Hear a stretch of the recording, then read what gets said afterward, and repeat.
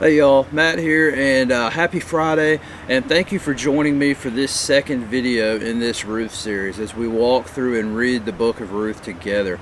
Today we're going to be diving into chapter 1 of Ruth. We're going to cover chapter 1, verses 1 through 5. And the scripture says, "During the time of the judges there was a famine in the land. A man left Bethlehem in Judah with his wife and 2 sons to stay in the territory of Moab for a while. The man's name was Elimelech, and his wife's name was Naomi. The names of his 2 sons were Mahlon and Chiron. They were Ephrathites from Bethlehem in Judah. They entered the fields of Moab and settled there. Naomi's husband Elimelech died, and she was left with her 2 sons. Her sons took Moabite women as their wives. One was named Orpah, and the second was named Ruth. After they lived in Moab about 10 years, both husbands also died, and Naomi was left without her 2 children and without her husband." So what we're going to see in the scripture is, in this first part of chapter 1, there's a lot of stuff here that often we may not notice because of differences in culture between our modern culture and the culture back in this time period. During this time period, we talked about it in the intro video, it was a time of moral decay for Israel. They were living against God and disobedience to God, and so they were constantly being oppressed by their neighbors, and things like famines and stuff like we see here happen quite often as part of God's judgment. We don't know for sure if this famine is a result of God's judgment for their disobedience to the covenant, but it could have been. But what we do know is that this famine is so severe. This man is forced to move away from his home in Israel, or out of the tribe of Judah, and go to Moab, which was, if you know much about this history and this time period, typically an enemy of Israel. And so he had to move to this area in order to basically to try to survive, to try to find food to keep his family alive. So we know they moved down to Moab, and they took up a temporary residence in this area trying to survive. And while they're there, the father dies. And during this time period, this is a lot more significant than if this would happen in our period. Obviously, no family wants to lose their father, the patriarch of the family. But in a heavily patriarchal society such as this, the loss of the predominant male figure would be a huge deal. Most of the time, women were not allowed to own property. They weren't allowed to work.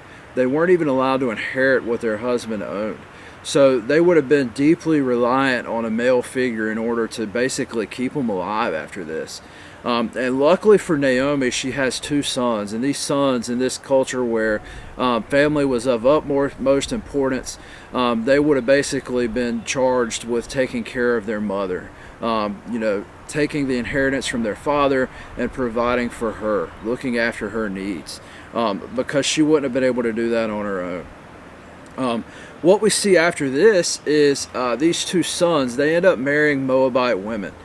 We also wouldn't think a lot of this because, if they're in the land of the Moabites, why wouldn't we expect them to go meet Moabite women to marry? But if we remember back in Deuteronomy, when God basically told his people how to live in holiness with him, he told them not to marry foreign women, and he told them why. In Deuteronomy chapter 7 verses 3 and 4, we see that they're told not to marry the Moabites specifically, and we know throughout the law that he tells them this because the marrying or intermarrying of these pagan women would basically lead them away from God Yahweh. In order for them to remain pure and holy and pursuing Yahweh, they didn't need this corruption, and they didn't need this temptation to be led astray in their lives. And so he told them not to intermarry. But despite them disobeying this law in Deuteronomy, we're going to see that God is going to use these marriages in a very powerful way, because very quickly after this, it says they lived there about 10 years, and then Naomi's sons die. And so Naomi is left basically alone with her 2 daughter-in-laws, Orpah and Ruth. And we're going to see a little bit more about how this progresses as we continue on in this chapter. But these three women are left in a devastating situation. Think about this. We've already talked about how this is a patriarchal society. They can't inherit land. They can't care for themselves. They have no way of working or getting a job to support themselves. And they're in a foreign land. They're not even in Israel where they belong or where Naomi belongs. They're still in Moab. And we're going to talk a little bit more about this as we continue reading in chapter 1. But basically, as this section concludes, their outlook is very grim. If something doesn't happen quickly, they're basically going to starve to death, and they're not going to have anywhere to go. But I hope this video has been beneficial. I hope this has really opened your eyes to this first part of chapter 1. Next Friday, we're going to dive into some of the rest of chapter 1. We're going to talk about what happens to Naomi and her two daughter-in-laws as the story unfolds and progresses. And we're going to see how the Lord uses this awful situation in a powerful way and turns it around out of His love and His grace for His people. But please join me on Friday as we continue this series on Ruth. We'll also release videos on Monday and Wednesday on other topics of the Bible. Tune in then if you're interested in that. If you'd like to see any specific topics covered, please text me, email me, and I'd love to make those videos for you. If you need a study Bible, get in touch with me and I'll make sure you get one here if you're local here to us. They're free to you. That's part of what Three Strands Ministries does. We don't want to just teach the scripture. We want to put it in your hands, and we want you reading it for yourself. But I love y'all. I hope you have a great week. Blessings.